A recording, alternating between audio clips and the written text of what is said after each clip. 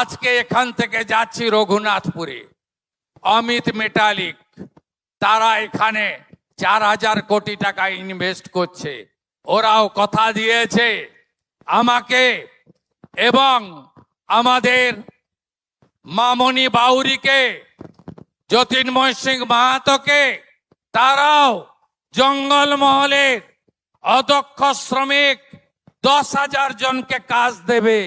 এখান থেকে 60 কিলোমিটার গাড়িতে গিয়ে আমি এই জঙ্গলমহলে আরো একটি শিল্পের ভূমি পূজন করব। জঙ্গলমহলের মানুষকে কাজ দিতে হবে, কাজ দিতে হবে, কাজ দিতে হবে।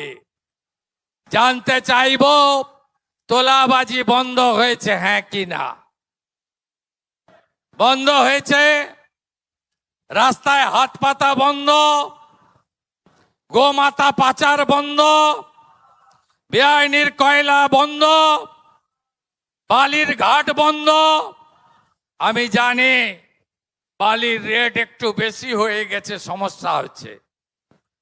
প্রধানমন্ত্রী আবাস বা পশ্চিমবঙ্গ আবাস, জেলা শাসক আছেন, কত টাকা করে দিচ্ছেন আবাসে যারা প্রধানমন্ত্রী এবং পশ্চিমবঙ্গ আবাস?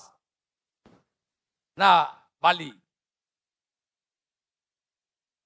না, ওদের 1500 টাকা, 1200 টাকা করে পশ্চিমবঙ্গ আবাস এবং প্রধানমন্ত্রী আবাস, তারা পাবেন 1200 টাকা করে বালি।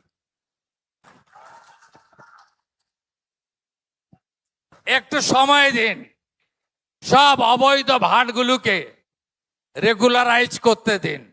আপনারাও তো চান সরকারের টাকা সরকারের ঘরে আসুক, সরকারের ঘরে এলেই তো আপনাদের দিতে পারবো, হসপিটাল স্কুল ভালো হবে।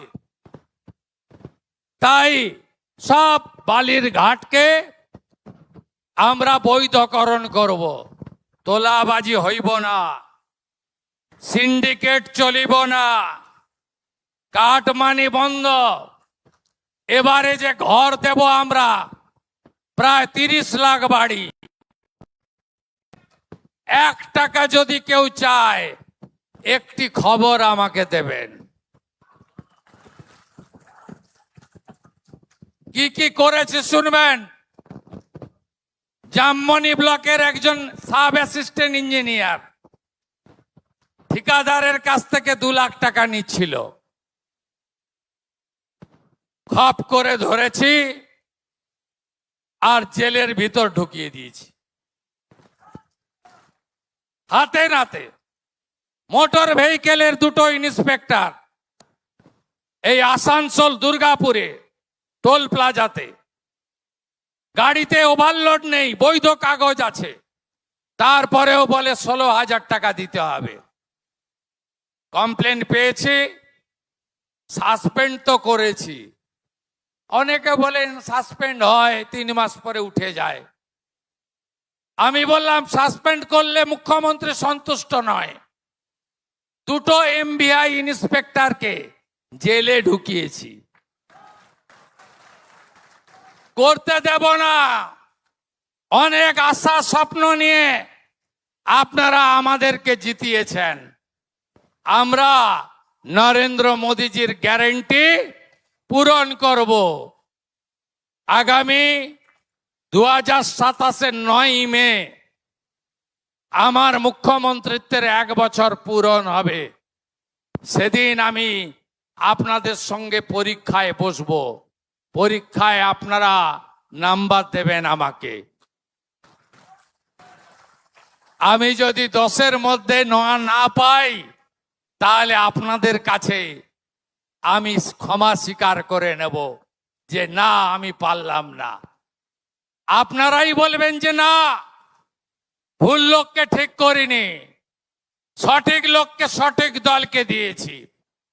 বিশ্বাস ভরসা রাখুন, সময় দিন, কেন্দ্র রাজ্য একসঙ্গে মিলে আপনাদের কল্যাণের কাজ করব।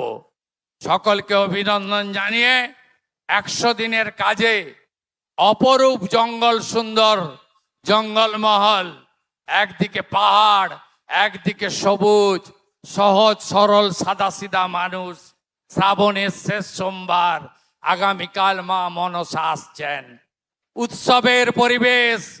আজকে জল দিয়ে গেলাম আপনাদের, আজকে যে জল দিয়ে গেলাম, আমি এই জেলাতে আগে প্রথম এসেছি অযোধ্যার পাহাড়ে। আমি অযোধ্যার পাহাড় বলরামপুর থেকে এই জেলায় আমার প্রবেশ।